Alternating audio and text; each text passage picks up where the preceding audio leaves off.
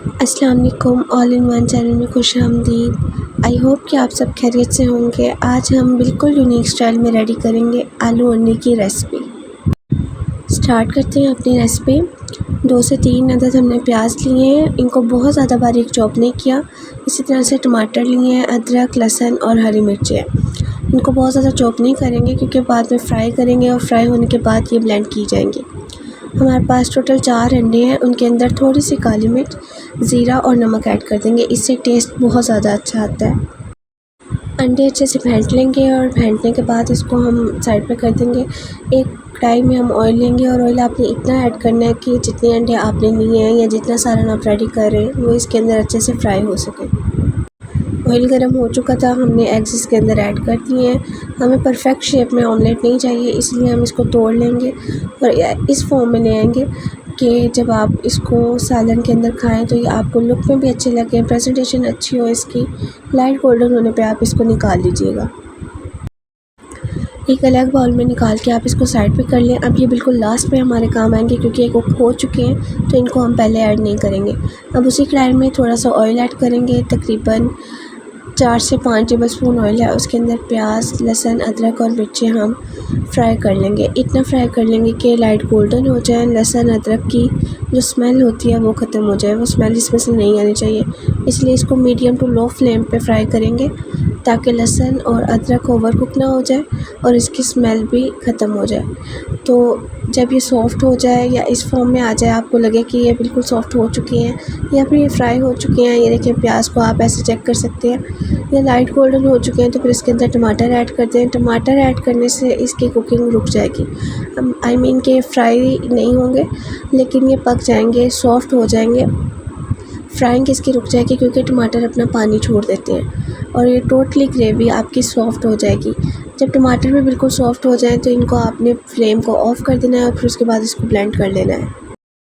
Blend किया हुआ material हम साइड पे कर लेंगे और फिर एक कढ़ाई में ऑयल ऐड करने के बाद हम उसके अंदर आलू ऐड कर देंगे। आलू को हमने फ्राई करना है, इतना फ्राई करना है कि वो सॉफ़्ट हो जाए और क्रिस्पी फॉर्म में भी आ जाए। सॉफ़्ट होने से मतलब ये है कि वो अंदर से टेंडर हो जाए, अच्छे से गल जाए।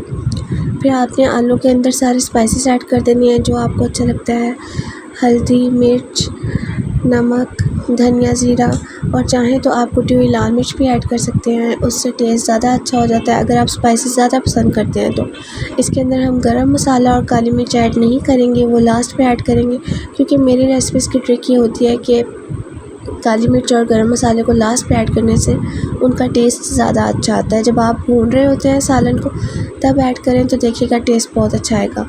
अब आलू तकरीबन हमारे सॉफ्ट हो चुके थे, उसके अंदर हमने एक छोटी प्याली दही की अच्छे से फेंट के ऐड कर दी है। दही ऐड करने के बाद हम इसको कवर कर देंगे ताकि दही अपना पानी छोड़ दे और आलू जो हाफ़ कुक हो चुके थे बाकी के भी वो दही के पानी में कुक हो जाएंगे और इससे टेस्ट भी उसके अंदर आ जाएगा और टेस्ट बहुत ज़्यादा अच्छा आएगा।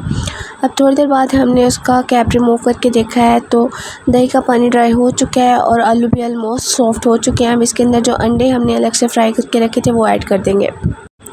ऐड करने के बाद इसकी अच्छे से मिक्सिंग करेंगे और मिक्सिंग करने के साथ साथ हम इसको भूनते जाएंगे, फ्राई करते जाएंगे और जो ग्रेवी हमने बना के रखी थी अब वो इसमें ऐड करेंगे। ग्रेवी ऐड करने के बाद आप देख सकते हैं कि जो थोड़े बहुत आलू मज़ीद कुक होने वाले रह गए थे वो इसके अंदर कुक हो जाएंगे और ग्रेवी का टेस्ट भी इसके अंदर रच बस जाएगा। अब साथ साथ आप थोड़ा थोड़ा ऑयल ऐड करते जाएँ और इसको भूनते जाएँ। इतना आपने इसको फ्राई कर लेना है कि ऑयल साइड पे अलग होना शुरू हो जाए। चाहे तो आप कवर कर दें, फ्राई करने के बाद, भूनने के बाद। कवर करने के बाद जब आप कैप रिमूव करेंगे तो देख सकते हैं कि ऑयल अलग हो चुका है और प्रेजेंटेशन बहुत अच्छी आ रही है। जैसे टिपिकल घरों में बनाए जाते हैं आलू अंडे की, उससे बहुत ही ज़्यादा यूनिक रेसिपी है और बिल्कुल डिफरेंट तरीका है। अगर आप इसको बनाएंगे तो आई होप कि आपके सब घर वालों को बहुत ज़्यादा अच्छा लगेगा। तो अगर आपको हमारी ये वीडियो अच्छी लग रही हो और आपको रेसिपीज़ के अलावा स्टडी नोट्स से रिलेटेड कुछ चाहिए हो तो आप हमारे चैनल को सब्सक्राइब कीजिए। कमेंट्स में बताइए आपको जिस चीज़ की ज़रूरत है, इंशाल्लाह वो आपको प्रोवाइड की जाएगी। रेसिपी हमारी तैयार है। आपको वीडियो अच्छी लगी हो तो सब्सक्राइब कीजिएगा, लाइक कीजिएगा। मिलते हैं नेक्स्ट वीडियो में, तब तक के लिए अल्लाह हाफ़िज़।